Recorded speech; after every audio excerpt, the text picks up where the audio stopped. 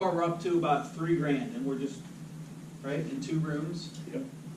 Another 500 in there, so that's 35. Well, you got 6 or 7 grand if you count the bathroom, which we already did. Bathroom, let's just say we're redoing it, so we're up to About 8,000. 8 grand there. That's a bedroom. You got. So what do you got here? Drop ceiling.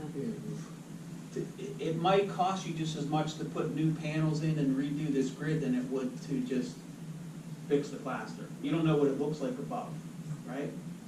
But let's just say that room's going to cost you a couple grand. So you're up to 10,000. Another, you got a window, another 1,500 in there. Okay, so let's just say we did 1 unit. It costs us 12 grand. 1 unit. So this is out without me going to see it. 12 times 3, 36, 3 units. Mechanicals, roof, all the other crap. To do it right, probably, without seeing it, it's going to cost you 50 grand. So real quick, I'm doing this in my head. Okay, I'm going to list it for 30. I'm going to get it for 25. I'm going to put 50 into it. I'm at 75. I got to buy wholesale costs. I got to refinance, whatever. I'm going to do it for $80,000. Does it make sense? Do I want to own something in Leedsdale that I have $80,000 in? That doesn't make. Do I want that?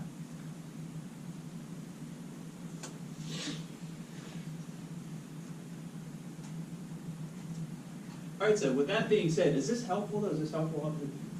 Okay. You guys need to get really good at this, so to speed up the process.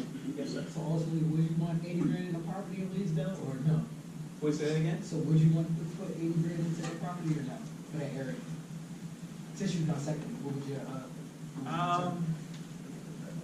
Well, I mean, the potential rent could be $1,500 a month. I don't really know, honestly. I'm saying $1,500 maybe. That's a decent return. Okay, Yeah. yeah, okay, yeah. It could be $1,800. Maybe I'm wrong. Maybe they're nicer units. Maybe they're bigger. Maybe there's parking in the back. Maybe I'm missing something. If I really if I hone in on my area and Leedsdale's in that area, I'm good for that price. I'm going to go see it. There's no way I'm not going to go see it. And then I'm going to go inside and assess what other values am I missing. Is there off-street parking? Is the roof brand new? Are the windows those good? Are you worried at all about the interior flat roofs?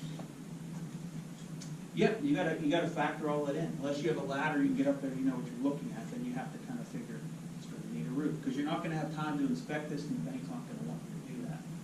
So factor that in too. You had a question?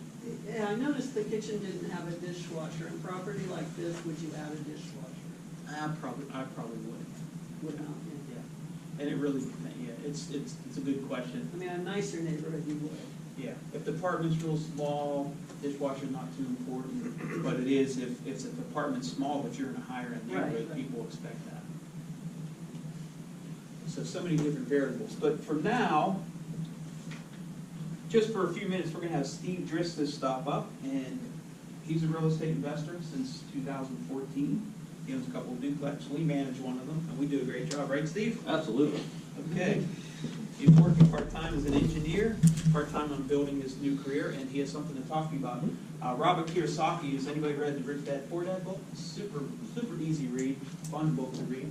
And this is one of the games that's created from that, and he's going to talk about a little club he has. Yeah, so anyone ever played this game? Played Cash Flow 101? Show of hands, anyone? Steve has. Another one there. Okay. Well, actually, so a little bit more about how I got started in real estate. I actually started by taking Robert Kiyosaki's real estate class, and as part of the study materials, got sent a copy of this game, and a lot of the homework for it was play this game with a lot of people, and get to understand the concepts of why you want real estate. And also, it was a really fun game. I really enjoyed it. I actually went to a meetup for a while where we just once a month we got together and played this. And it's since broken up since then, and I'd love to get it started again. And anyone who's interested in playing it, I have a little list here. I'm going to send it around, and name and email. We don't have a time or a place Where figured would out it yet. be located? Probably in the west, or probably around here. Probably near I think we're centering our search for somewhere to play in Carnegie. So Yeah, I live in Imperial, so I don't wanna go, I don't wanna have to go across town any more than I have to, so we're thinking like Carnegie, area is probably where we'll, Yeah, you where could we'll maybe do focus. it at our office. Okay. That was up the thought, wasn't it? Yeah, that was in the back of my mind. Megan I wants was to. gonna have Megan ask you that. but- Yeah, Megan's an agent at our office, and she wants to do this too, so. Our Yeah. office, we could have like 7, 8 people in that conference room. Yeah, we were, me and Megan thought this would be a good idea to help get to know each other a little bit better. I mean, we have the 10 or 15 minutes around here, where we can talk to each other, but get to know each other a little better in a little more casual setting. I think it'll be a lot of fun, so pass it around, and, we'll keep you posted. We'll have everything figured out in the very least before we meet here again, so. So what did you learn from playing the game? What did I learn? Well, the most surprising thing, so in this game, you're basically trying to get you basically get assigned a job that you're starting out with, and you're trying to get your passive income above your expenses to achieve your financial independence. And you randomly pick a job whenever you start playing, and everyone's like, and anywhere from like janitor to doctor, everyone thinks, oh, I want to get the doctor because he gets paid a lot and I can invest a lot. The janitor is probably my favorite because they have no expenses. That's the thing that people are really surprised with, that I learned. It's not so much having the big salary, it's getting the expenses down. That's what this game really hammered home for me. And also in that you can say, hey, even a janitor can start in doing real estate pretty easily. Yeah, he preaches, or he pounds in your head, it's not how much you make, it's how much you Yeah. keep. Yeah, How the much doctor you is shell? actually, yeah. Go ahead. The doctor is actually the hardest, probably one of the hardest ones to win with. Yeah, because you want to live like a doctor should live, right? What people perceive as the big house and all that. And Uncle Sam's taking 40% of your income. So like you said, it's not how much you make, it's how much you're able to keep, shelter from the IRS, save for long-term, security. Thank you. All right, appreciate that. And we're gonna take a 5-minute break, and then we're gonna have Casey come up and talk a little bit about insurance, which is super important to know, a few basics that we need to know as investors. And then Steve's gonna hit us hard with contracting 101. He has a company he owns, it's called Shannon, Staley and Sons. And he has over 90 employees. These are contractors that are not subcontractors, they are employees, which is unusual. So he knows everything there is to know, and he's gonna help answer some questions and just give us some insight on what he can do, how he can help you, and how to just educate you on the process of rehabbing an apartment or a house or whatever the case may be. So 5 minutes, please, and then come back. Casey, you wanna plug in up here? Yeah. All right. Hey, buddy. Good to see you too, man.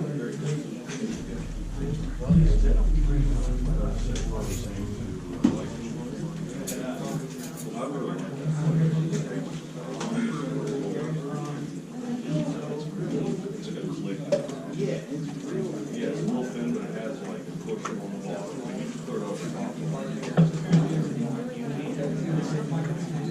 Oh, bigger than. Yeah. It's like how it's like this long. Yeah. So like how it is on my arm, it was. Yeah, and so it must be something like.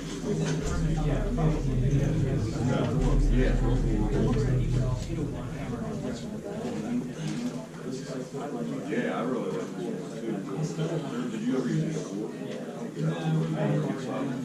It's similar, but it's different.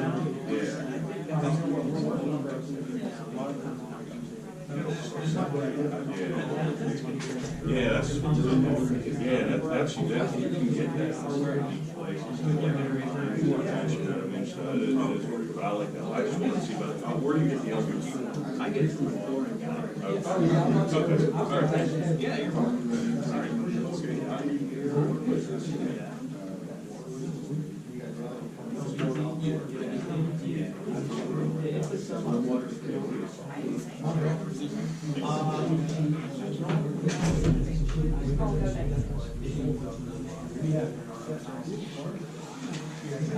Yeah,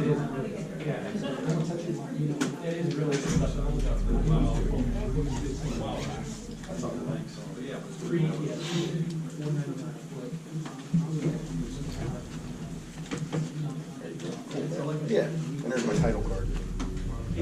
Where's Steve at? It's okay. Good, how are you? Wondering the same thing.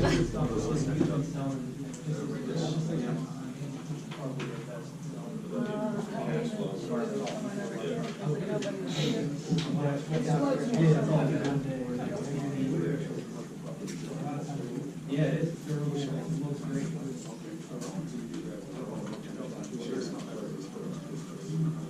Yeah, oh, yeah. Yeah, I actually have a series.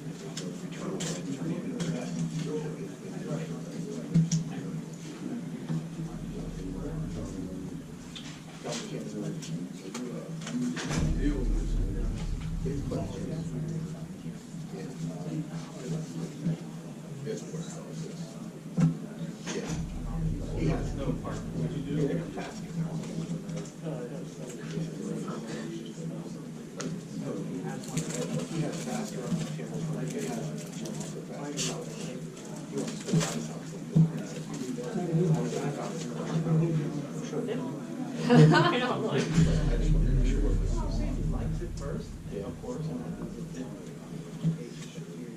It is.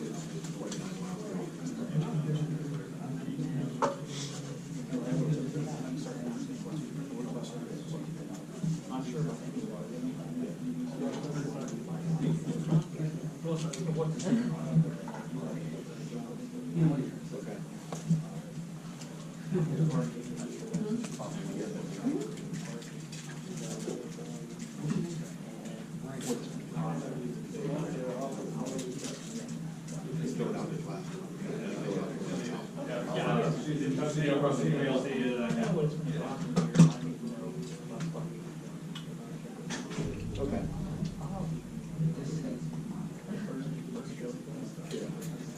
Okay.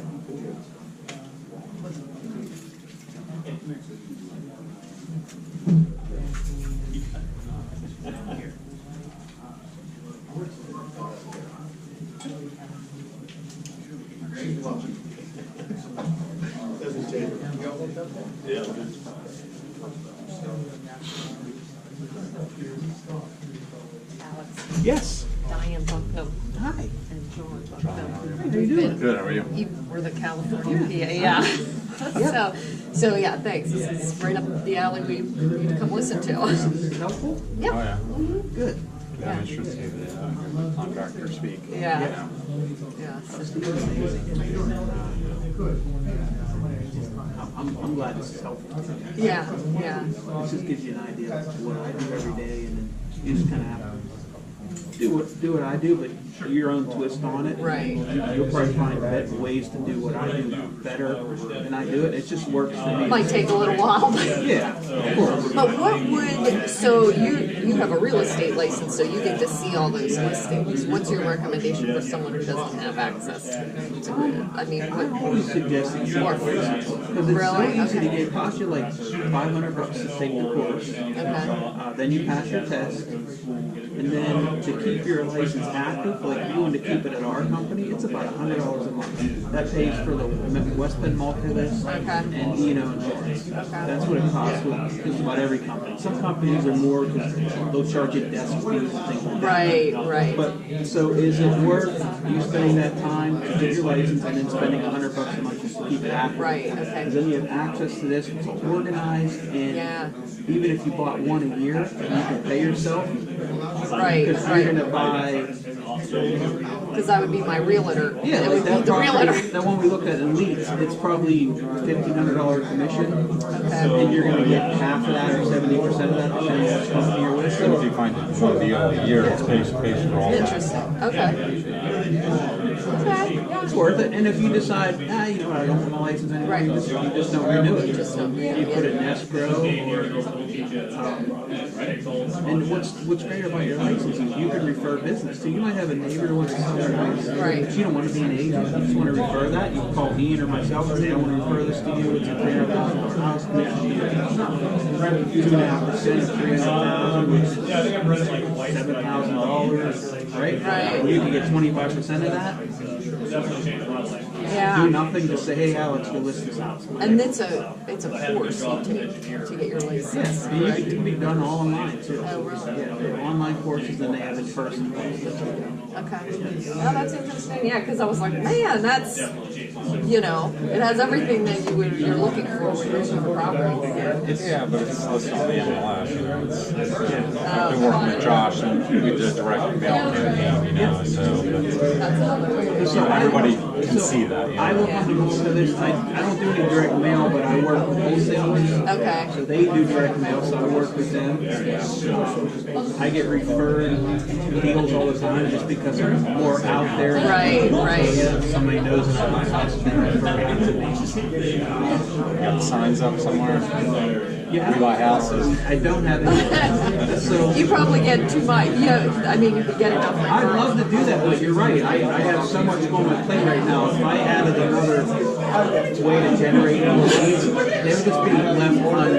Yeah. I would not follow. Yeah, yeah. That's what I was surprised, I think we sent out like 8 Yeah, 30 calls the first week or something.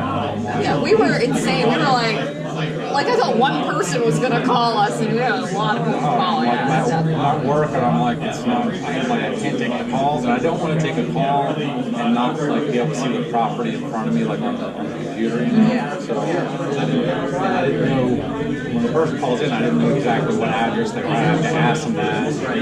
And they're very surprised at how did you get our address? You know, it's interesting. I went on like this source or something like that, to generate the list and stuff, and we actually used colored envelopes, like pink, purple, fluorescent, handwritten, everything else. Yeah, that was fun. Yeah, handwritten, I think, is the key. Yeah. Everybody opens up handwritten. Yeah, yeah. Looked like an You can tell invitation. if it's like spam. Yeah, yeah. Exactly. Yeah. And I think we put our address on the back, so Yeah. kind of like, what is this, you know? And then they wind up opening. There we go. It was an interesting experience. Just started. I'm glad you could make it. Yeah, yeah. Thank you. I'll let you go. All right, Casey, you ready to rock and roll?